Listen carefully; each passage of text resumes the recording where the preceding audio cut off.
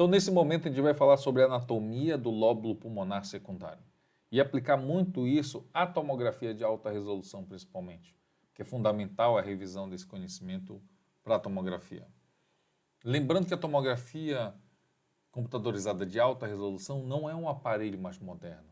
Não existe aqui diferença entre slice, se é multi-slice, se é 16 canais, se é 64 canais. A diferença aqui é na técnica que é feita a tomografia. A tomografia ela é feita com cortes finos, abaixo de 2 milímetros. Esse é o conceito de tomografia de alta resolução. Nós temos uma definição muito boa dos vasos e do parênquima pulmonar, como nesse caso dessa tomografia aqui, reconstruída na visão coronal. Nós temos um exemplo aqui de tomografia de alta resolução, diferenciando da tomografia convencional. A tomografia convencional a gente faz corte com 10 milímetros, é um exame diagnóstico, porém vocês veem a definição dos vasos do parênquima pulmonar, inclusive às vezes com artefatos como de volume parcial aqui, onde ele estaria cortando a cúpula diafragmática, dando esse aspecto que às vezes, muitas vezes, pode simular uma doença pulmonar num olhar mais desavisado ou menos treinado. Quando esse é o mesmo paciente, com o mesmo corte, no mesmo nível de corte, só que o corte com 2 milímetros, uma espessura muito menor, vocês vão ver que é muito mais definido os vasos e o parênquima pulmonar e não temos aqui, no caso, aquele artefato que a gente via na tomografia convencional. Isso é uma tomografia de alta resolução, corte fino. Como no caso aqui, a gente tem uma tomografia convencional, um exame diagnóstico para enfisema pulmonar, mas com muito mais definição a gente consegue ver na tomografia de alta resolução as áreas com redução da densidade do parênquima pulmonar, configurando áreas de enfisema pulmonar. Quando eu falo do lóbulo pulmonar secundário, eu estou falando de uma estrutura que ela é visível no macroscópio. Ela tem um aspecto poliédrico, uma forma irregular, que tem de 1 a 2 centímetros. Nessa peça anatômica aqui, a gente vê o lóbulo pulmonar secundário muito caprichosamente definido aqui pelos septos interlobulares. Isso dá um aspecto do pulmão, que às vezes eu brinco nas minhas aulas, que como se fosse aquele rendilhado ali da girafa, onde aqui as margens brancas seriam os septos interlobulares e cada estrutura poliédrica aqui seria um lóbulo pulmonar secundário. Quando a gente vai de fato para o mundo real, na tomografia computadorizada, isso não é diferente. Por exemplo, nesse caso aqui de um paciente que tem um certo espessamento dos septos interlobulares, eu consigo com muita maestria definir um lóbulo pulmonar secundário com a estrutura centrilobular, tanto na imagem coronal como na imagem também axial. Eu consigo definir aqui, por exemplo, um lóbulo pulmonar secundário com a artéria centrilobular lá no centro. O que é o ácino, que a gente vai falar muito? Muita gente fala em lóbulo pulmonar secundário, ácino e alvéolo. É necessário recapitular isso, porque isso vai estar no nosso lexo da radiologia.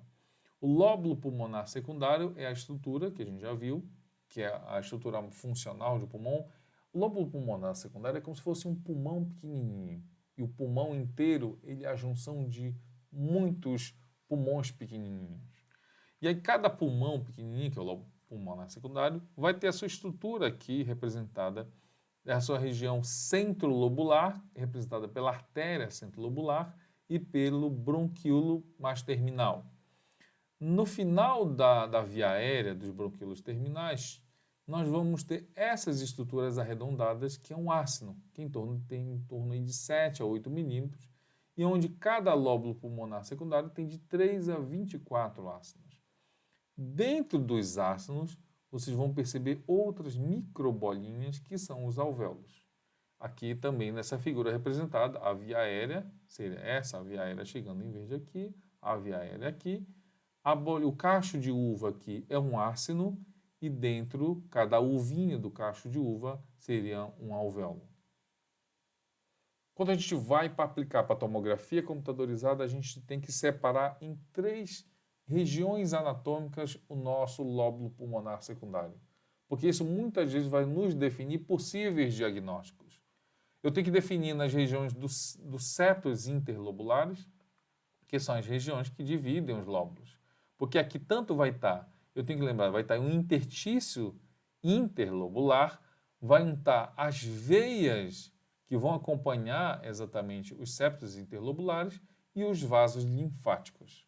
Então, uma doença onde eu tenha dilatação de veias, numa hipertensão pulmonar, por exemplo, num edema pulmonar, também melhor dizendo, é um exemplo muito clássico onde eu vou ter no edema pulmonar um espessamento do septo devido às veias estarem dilatadas. Eu posso ter uma disseminação linfática da doença, como na linfangite carcinomatosa, onde os septos vão estar espessados. Já na região centrolobular, eu tenho o bronquíolo, a via respiratória e a artéria centrolobular. Então, nesse caso aqui, uma doença por aspiração, por exemplo, na pneumonia por hipersensibilidade, a doença vai começar no centro do lóbulo pulmonar secundário. Ou no caso de uma tuberculose por disseminação endobrônquica, onde ela também começa no centro do lóbulo, inclusive com preenchimento de alguns alvéolos, alguns ácinos, e que vai dar aquele aspecto em árvore em brotamento. Já já a gente vai ver isso.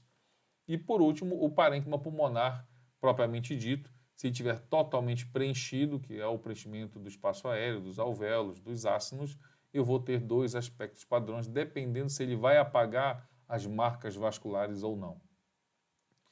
Quando a gente revisa isso também por o interstício, a gente lembra que existe o interstício axial, o interstício subpleural e as estruturas que a gente estava vendo do lóbulo pulmonar secundário, que é exatamente a região centrolobular, os septos interlobulares e o parênquima intralobular.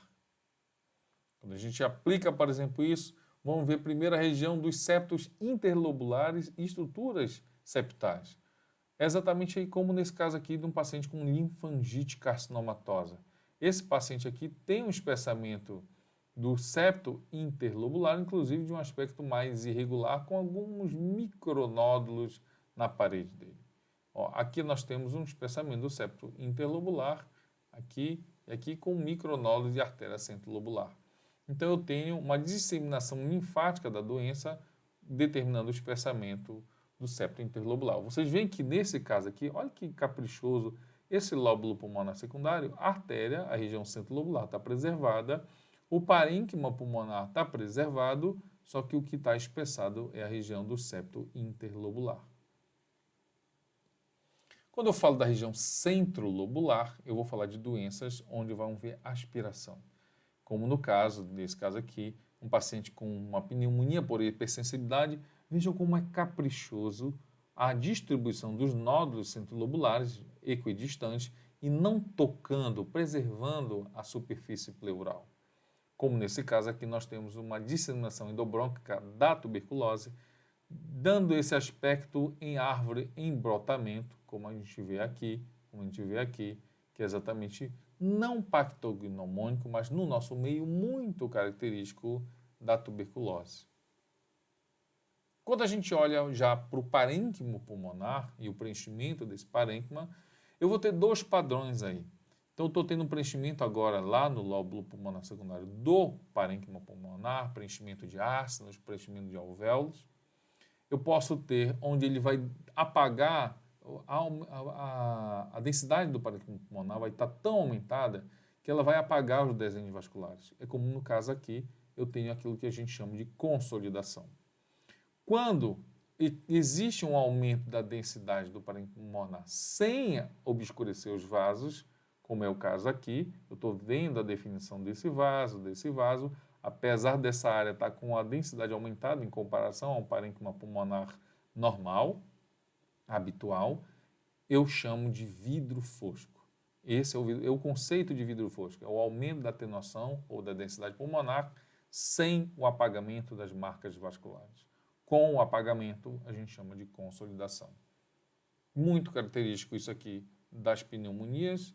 Isso aqui é muito característico não é específico de nenhuma doença, mas na nossa atualidade, muito característico da Covid-19.